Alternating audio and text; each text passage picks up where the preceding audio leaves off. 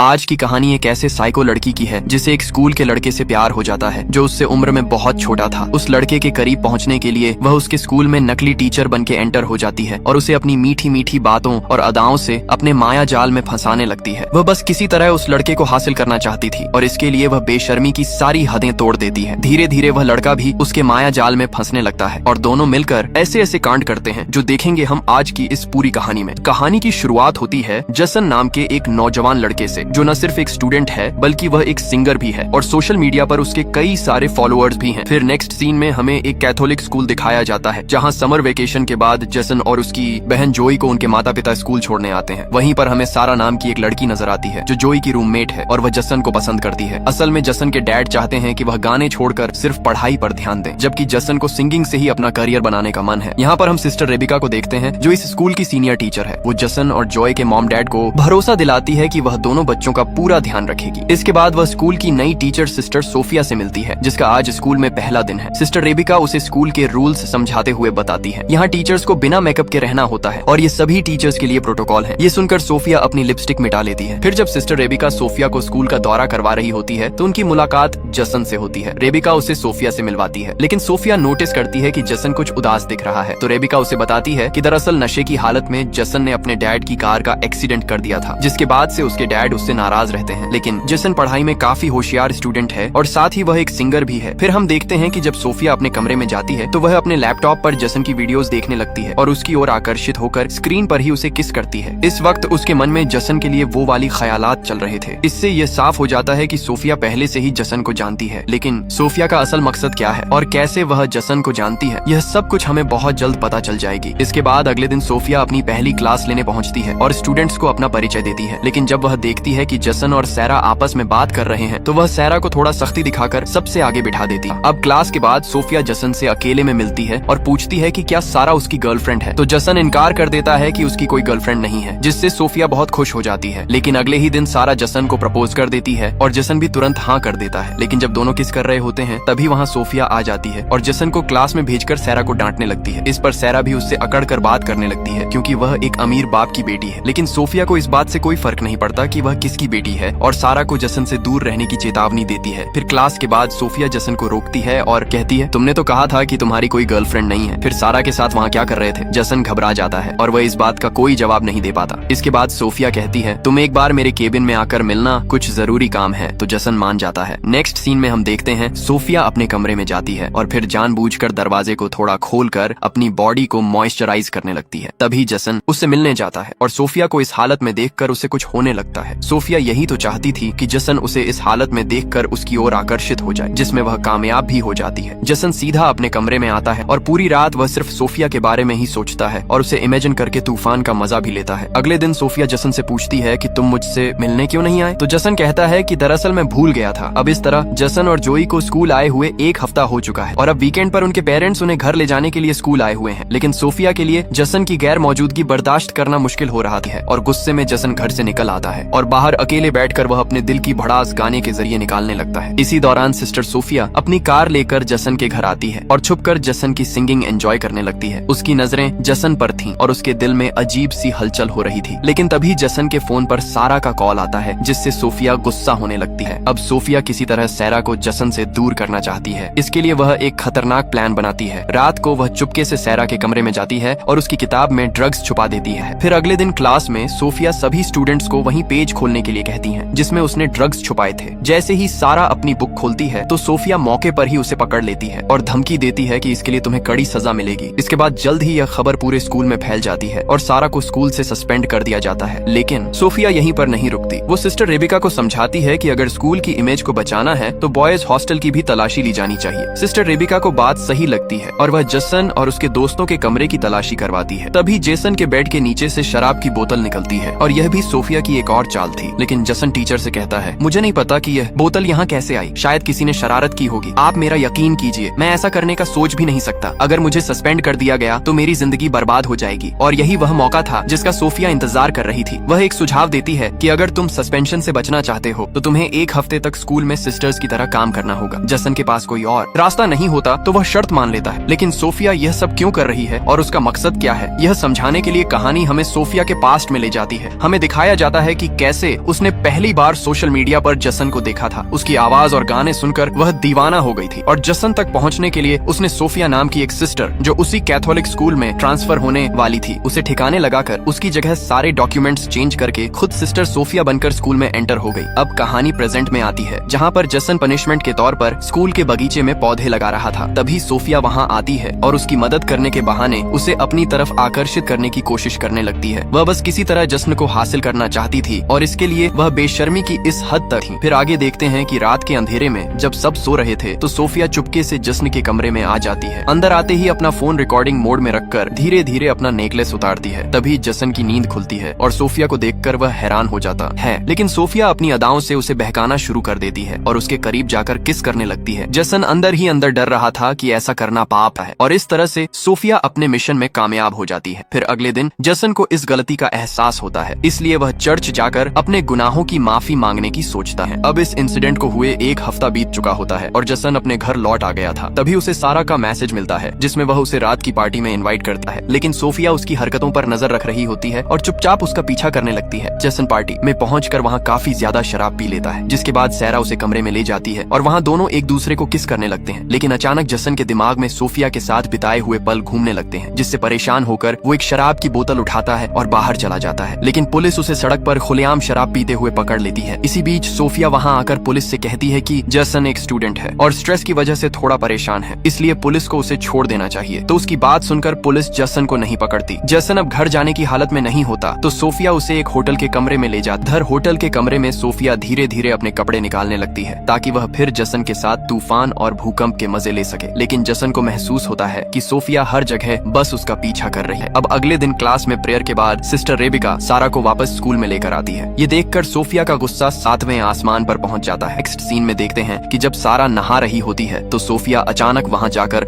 उसका सिर दीवार से पटक पटक कर उसे जान से मार डालती है। इसके बाद वहां सोप गिरा देती है ताकि यह सब कुछ एक हादसे की तरह लगे। इसके कुछ देर बाद जब जोई बाथरूम में आती है तो वहां सैरा की लाश देखकर चिल्लाने लगती है। फिर जांच के बाद पुलिस इसे एक एक्सीडेंट करार देती है और सैरा को पोस्टमार्टम के लिए ले जाया जाता है। उस दौरान सैरा की लाश देखकर जोई कहती है, आज तक कभी इस तरह का हादसा नहीं हुआ, यहाँ जरूर कुछ तो गड़बड़ हुआ है। फिर अगले दिन चर्च में प्रेयर के बाद जब सोफिया बाहर आती है तो जसन उसे कहता है, जरूर सारा के साथ तुमने ही कुछ किया सकता। जोई को तो सोफिया पर पहले से ही डाउट था, इसलिए दोनों भाई बहन मिलकर एक प्लान बनाते हैं जिसमें वह सच्चाई का पता लगाएंगे कि वह सच में असली सोफिया है या नहीं। फिर अगले दिन का सीन दिखाया जाता है जहाँ सिस्टर रेबिका सोफिया को अपने केबिन में बुलाती है और कहती है कि जब से तुम आई हो कुछ न कुछ अनहोनी होता जा रहा है। सैरा जिसे तुम हेट करती थी अचानक उसकी मौत हो गई और अब तुम्हारी आंटी की मौत की खबर भी झूठी ही निकली। तुम्हारे एड्रेस से लेकर सब कुछ तुमने झूठ कहा है। अब मैं तुम्हारी असलियत फादर को बताने जा रही हूँ। यह कहकर जैसे ही वह आगे बढ़ती है तो सोफिया एक लैंप से उनके सिर पर मारकर बेहोश कर देती है। बाद जब दोनों यह सब सिस्टर रेबिका को बताने के लिए जाते हैं तभी उनका सामना लोरा से होती है और जसन के हाथ में लोरा अपना लैपटॉप देखकर समझ जाती है कि उसका राज अब खुल चुका है। पर वो यहाँ पर अजीब तरह से जसन से कहने लगती है कि मैं तुम्हें बहुत चाहती हूँ और तुम्हारे सारे गाने मेरे लिए ही थे। ये सुनकर जसन और जोई को यकीन हो जाता है कि यह लड़की एक साइको है, इसलिए वह तुरंत सिस्टर रेबिका को बताने के लिए आगे बढ़ने लगते हैं। तभी लोरा पीछे से जोई के सिर पर लैंप से वार कर देती है। ये देखकर गुस्से में जसन लोरा का गला दबाने लगता है पर वह उसे भी गलत जगह मार देती है जिससे वह दर्द के मारे तड़पने लगता है। तभी सिस्टर रेबिका वहाँ आकर उसके हाथ से लैंप ले लेती है और दोनों में हाथापाई शुरू हो जाती है, लेकिन वह रेबिका को भी मारने लगती है। इतने में जसन उठकर अपनी जेब से स्क्रू ड्राइवर निकालता है और सोफिया यानी कि लोरा की पीठ में स्टैब कर देता है जिस